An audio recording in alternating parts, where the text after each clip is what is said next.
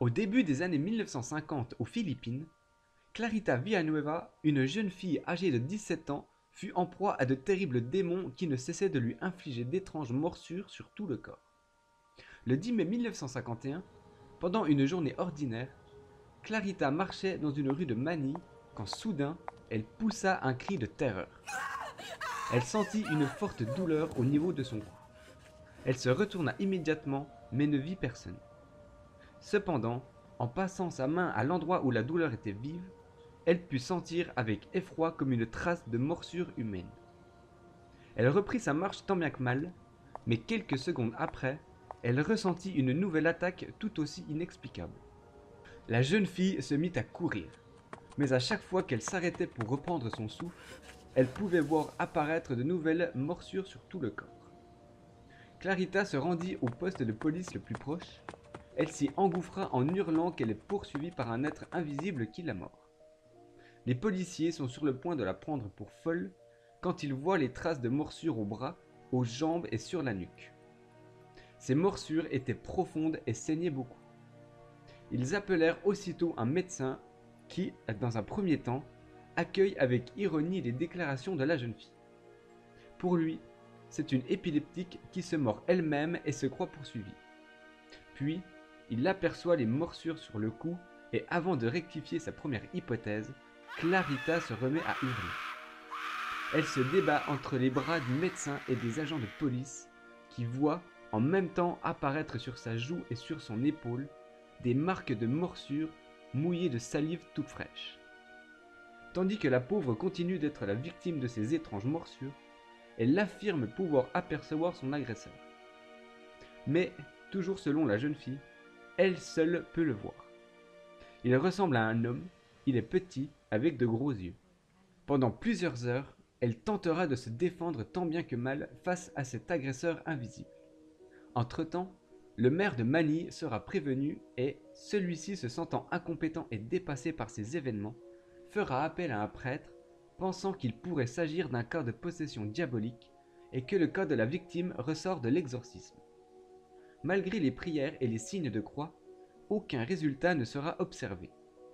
Les policiers décidèrent d'appeler une ambulance pour la transporter à l'hôpital. Clarita souffre alors d'une multitude de marques de morsures sur toutes les parties dénudées de son corps. Son état est très critique. Mais son agresseur ne la quitte pas pour autant de l'ambulance. Pendant tout le trajet, elle ne cesse de hurler. Une fois arrivée à l'hôpital, plus aucune attaque ne se fera sentir. On soignera alors la pauvre mordue durant plusieurs semaines, la plupart de ses blessures s'étant infectées. De nos jours, il existe encore de nombreux articles à son sujet. Certains affirment que Clarita Villanueva était possédée par des démons ou même par le diable en personne. Elle aurait également subi un exorcisme par le révérend Lester Sumrall qui la libérera définitivement de ses démons.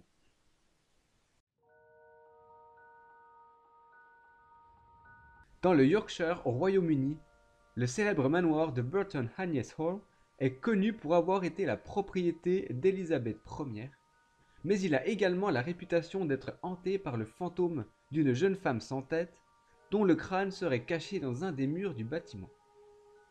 La construction de ce manoir débuta en 1601 à la demande de Sir Henry Griffiths pour être achevée en 1610. Ce père de famille avait 3 filles dont Anne, la cadette. Un jour, elle fut attaquée sauvagement par des bandits. Des villageois ramenèrent la jeune femme au manoir. Au moment de rendre son dernier souffle, elle fit part de sa dernière volonté. Elle souhaitait qu'une partie de son corps soit conservée dans le manoir qu'elle affectionnait tant. Elle souhaitait que sa tête soit inhumée dans un mur pour y demeurer à tout jamais. Elle déclara également que si sa dernière volonté n'était pas respectée, elle reviendrait hanter la demeure si bien qu'elle ne deviendrait inhabitable. Ses parents, ne pouvant se résigner à mutiler leur fille, n'ont pas pu honorer son vœu et elle fut enterrée dans le cimetière du village. Peu de temps après les funérailles, on pouvait entendre d'étranges bruits de gémissements et de pleurs. Jour et nuit, on pouvait également entendre les portes de la demeure se mettre à claquer. Certains employés de l'époque affirment même avoir vu le fantôme de la jeune femme errant dans différentes pièces du manoir. La famille décidera finalement de déterrer le corps d'Anne. Ils s'emparèrent de son crâne et le scelleront dans un mur du bâtiment. Depuis ce jour, plus aucun bruit ne se fera entendre.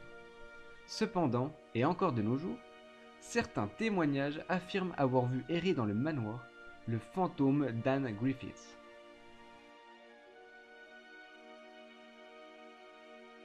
En 1853, un peloton de cavalerie ayant pour siège le village de Lipsy était commandé par le capitaine John Tachenko qui, avec sa femme, habitait une maison de 4 chambres destinée au logement des officiers par le conseil de la commune. La maison avait appartenu à une famille de paysans et au temps où ceux-ci l'habitaient, rien ne s'était produit d'anormal. Sa cuisine servait de chambre à coucher pour 5 de ses domestiques.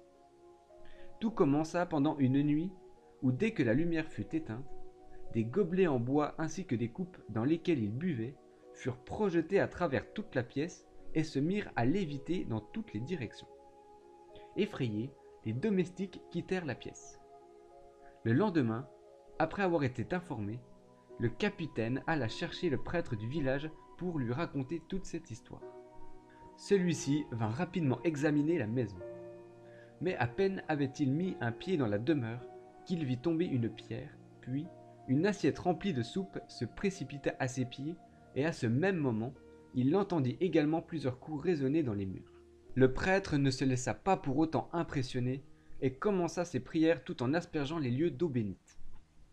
Tout ceci n'eut guère de résultat, puisque quelques secondes plus tard, une hache déposée dans un coin du couloir fut lancée contre la porte.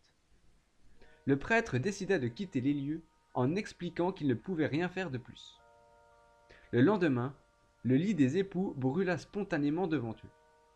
Puis, quelques secondes après, 2 briques seront projetées contre la fenêtre, mettant les carreaux en miettes. Après cette terrifiante expérience, le capitaine et sa famille décidèrent de quitter définitivement les lieux. Un certain soldat du nom de Vasile affirme avoir été blessé à la tête par un couteau lancé contre lui, alors qu'il se trouvait seul dans la cuisine. Quelques jours plus tard, le toit de la maison prit feu spontanément et fut totalement détruit. Une enquête fut aussitôt menée, mais personne n'a pu expliquer et trouver un quelconque indice concernant le départ du brasier. De nos jours, je ne saurais vous dire si cette maison existe toujours et si tout ceci s'est réellement produit. Mais une chose est sûre, cette étrange histoire n'est pas un cas unique. Il existe plusieurs témoignages du même phénomène dans la plupart des pays du monde.